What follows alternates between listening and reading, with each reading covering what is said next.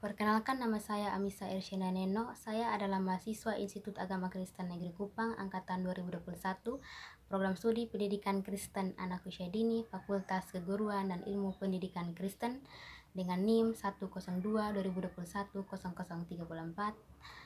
kelas A semester 1. Pada video kali ini saya ingin mempresentasikan resum materi dari bab 2, konsep dasar pendidikan anak usia dini, mata kuliah profesi kependidikan. Yang pertama, pengertian pendidikan. Undang-Undang Nomor 20 Tahun 2003 tentang Sistem Pendidikan Nasional menyatakan bahwa pendidikan adalah usaha sadar dan terencana untuk mewujudkan suasana belajar dan proses pembelajaran agar peserta didik secara aktif mengembangkan potensi dirinya untuk memiliki kekuatan spiritual keagamaan, kecerdasan, akhlak mulia, serta keterampilan yang diperlukan dirinya, masyarakat, bangsa, dan negara. Ada beberapa hal yang penting untuk kita perhatikan dari konsep pendidikan menurut undang-undang tersebut, yaitu yang pertama, bahwa pendidikan adalah usaha sadar yang terencana. Hal ini berarti proses pendidikan di sekolah bukanlah suatu proses yang mudah atau asal-asalan, akan tetapi membutuhkan proses yang panjang sehingga segala sesuatu yang dilakukan guru dan siswa diarahkan pada pencapaian tujuan. Yang kedua, bahwa proses pendidikan yang terencana itu diarahkan untuk mewujudkan suasana belajar dan proses pembelajaran. Hal ini berarti pendidikan tidak boleh mengesampingkan proses belajar dan juga semata-mata dilakukan hanya untuk mencapai hasil belajar. Akan tetapi bagaimana memperoleh hasil atau proses pendidikan pada diri anak. Dengan demikian, dalam pendidikan antara proses dan hasil belajar menjadi seimbang.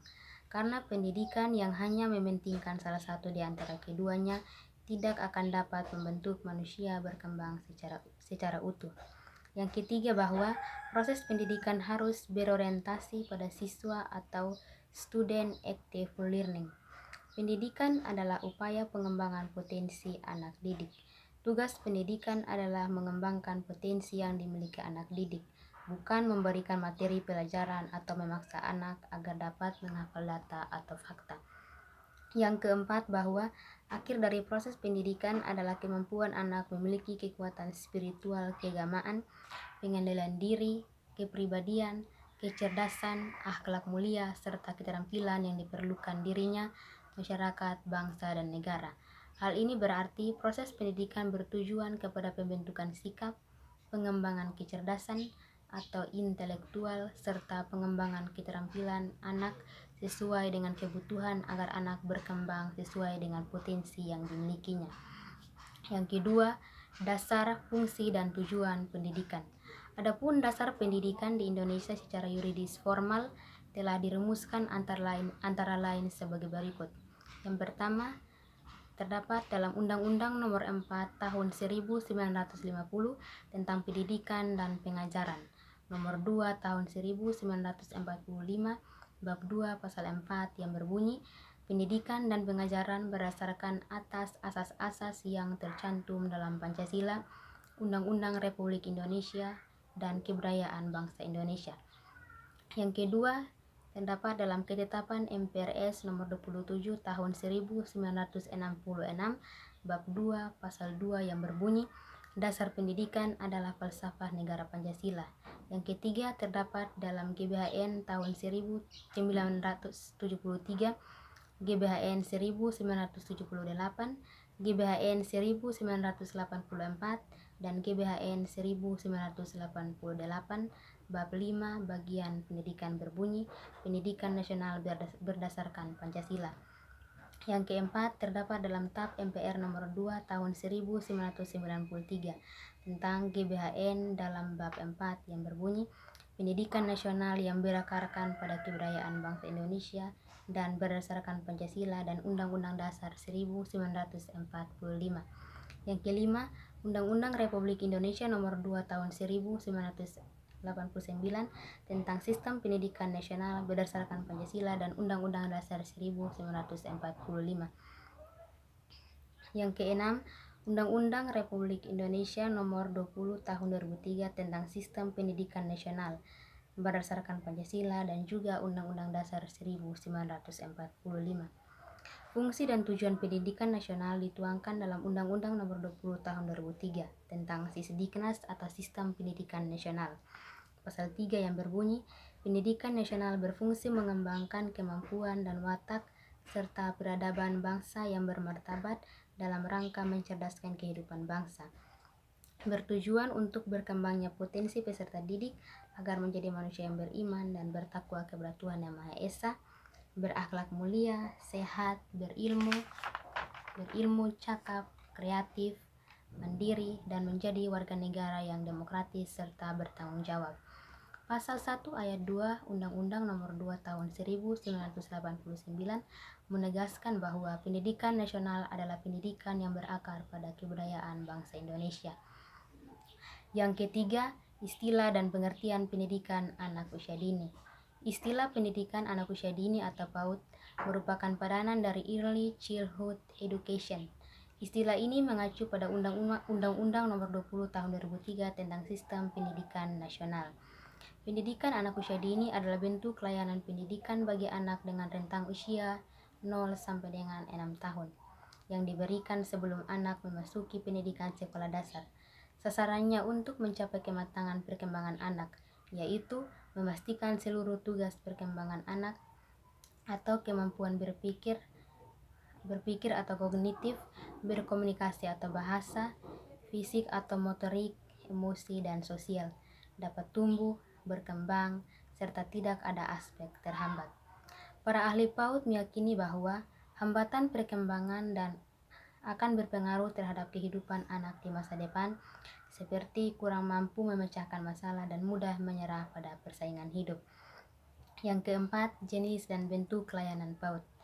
Layanan pendidikan bagi anak usia dini diselenggarakan melalui 3 jalur, yaitu jalur formal, non-formal, dan informal.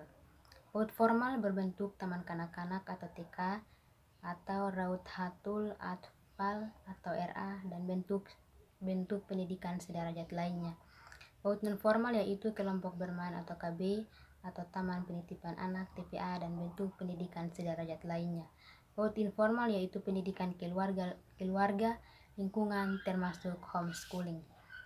Berkaitan dengan usia masuk pendidikan anak usia dini di Indonesia, pada umumnya taman penitipan anak atau TPA yaitu untuk anak usia 0 sampai dengan 2 tahun. Kelompok bermain KB untuk anak usia lebih dari 2 sampai kurang 4 tahun, dan untuk taman kanak-kanak TK atau RA untuk anak berusia 4 sampai dengan 6 tahun. Kelompok taman kanak-kanak dibagi menjadi 2, yaitu kelas A atau kelas kecil untuk anak usia 4 tahun sampai 5 tahun dan kelas B atau kelas besar untuk anak usia 5 tahun sampai dengan 6 tahun. Perbedaan pembagian usia bukanlah suatu masalah, asalkan setiap kelompok umur dididik sesuai dengan tugas dan perkembangan anak. Yang kelima, alasan pentingnya pendidikan pada masa usia dini. Perhatian akan pentingnya pendidikan bagi anak usia dini sudah sejak lama didengungkan oleh para tokoh PAUD seperti Pestalozzi, Froebel, Montessori, dan juga tokoh pendidikan Indonesia Ki Hajar Dewantara. Mereka menilai bahwa pendidikan pada periode awal kehidupan manusia akan berpengaruh terhadap kehidupan berikutnya.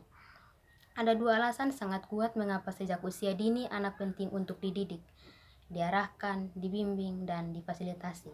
Yang pertama, berkaitan dengan perkembangan otak. Menurut ahli neuroscience, setiap manusia dibekali sampai cipta sekitar 100 hingga 200 miliar SE atau saraf neuron dalam 2 belahan otak. Masing-masing belahan mempunyai belahan berbeda. Belahan kiri atau left hemisphere bercirikan logis, rasional, dan analitik. Sedangkan belahan kanan atau right hemisphere bercirikan kreatif, divergen, dan holistik. Berdasarkan penelitian tentang otak, para ahli PAUD, Morrison pada tahun 1988 berkeyakinan bahwa yang pertama, perkembangan intelektual yang paling cepat terjadi pada usia 5 tahun. Yang kedua, bahwa anak tidak terlahir dengan kecerdasan yang sudah tetap, sementara lingkungan sangat berpengaruh terhadap perkembangan kecerdasan. Yang ketiga, bahwa lingkungan atau keluarga yang aktif merangsang perkembangan kecerdasan anak, kemungkinan besar membuat anak lebih berkembang. Yang keempat, pengalaman anak pada masa usia dini membantu anak untuk berkembang secara optimal. Yang kelima, bahwa pengasuhan orang tua yang baik dengan penuh kasih sayang berdampak positif terhadap keseluruhan perkembangan anak. Yang kedua, berkaitan dengan persiapan anak masuk pintu sekolah dasar. Pada saat ini, usia seorang anak masuk sekolah dasar ialah di atas usia 6 tahun atau diprioritaskan untuk anak usia 7 tahun. Yang keenam, tujuan pendidikan anak usia dini. Tujuan pendidikan bagi anak usia dini untuk memastikan seluruh tugas perkembangan anak. Anak dapat tumbuh dan berkembang secara optimal, meliputi fisik motorik, kognitif atau intelektual, bahasa atau komunikasi, sosial, emosi, dan nilai agama maupun moral. Yang ketujuh, landasan hukum penyelenggaraan PAUD di Indonesia. Penyelenggaraan pendidikan anak usia dini di Indonesia berdasarkan landasan hukum, yaitu yang pertama, terdapat dalam pembukaan Undang-Undang 45 alinea keempat, yaitu upaya untuk mencerdaskan kehidupan bangsa. Yang kedua, terdapat dalam amandemen Undang-Undang Dasar 1945 pasal 28C, bahwa setiap anak berhak memperoleh pendidikan dan manfaat dari ilmu pengetahuan dan teknologi. Yang ketiga, terdapat dalam Undang-Undang Perlindungan Anak Nomor 23 tahun 2002 pasal 4, bahwa setiap anak berhak memperoleh pendidikan dan pengajaran dalam rangka pengembangan pribadinya. Yang keempat, terdapat dalam Undang-Undang Sisdiknas Nomor 20 tahun 2003 tentang pendidikan anak usia dini adalah suatu upaya yang ditujukan bagi anak sejak lahir sampai dengan 6 tahun yang dilakukan melalui pemberian rangsangan pendidikan untuk membantu pertumbuhan dan perkembangan jasmani dan rohani agar anak memiliki kesiapan dalam memasuki pendidikan yang lebih lanjut. Yang kelima, terdapat dalam Peraturan Pemerintah Nomor 19 Tahun 2005 tentang Standar Nasional Pendidikan. Yang keenam, terdapat dalam Peraturan Menteri Pendidikan Nasional tentang Standar Pendidikan Anak Usia Dini. Yang kedelapan, Developmentally Appropriate Practice atau DAP. DAP lahir dari kondisi pendidikan di Amerika Serikat pada tahun 1970-an. Dengan munculnya gerakan pembaharuan terhadap kurikulum pendidikan bagi anak usia dini 8 tahun. DAP pada dasarnya berpegang pada dua prinsip pokok, yaitu kesesuaian jenis kegiatan atau pembelajaran dengan usia perkembangan anak dan keunikan setiap anak. Pendidikan berdasarkan konsep DAP, yaitu yang pertama, bahwa terbangunnya seluruh potensi pada diri anak, bukan hanya aspek pengetahuan tetapi semua domain. Yang kedua, adanya keterkaitan atau integrasi antara pembelajaran dengan kehidupan yang nyata. Yang ketiga, pendekatan berpusat kepada siswa bukan kepada guru, sehingga terjadi interaksi yang aktif pada diri anak dengan teman sebaya, dengan guru, dan juga sumber belajar. Yang keempat, penilaian tidak hanya pada hasil tetapi juga pada proses. Yang kelima, belajar menjadi sesuatu yang menantang sekaligus menyenangkan. 6. Memberikan pengalaman bermakna bagi anak. Yang ketujuh, mampu menumbuhkan minat belajar pada anak.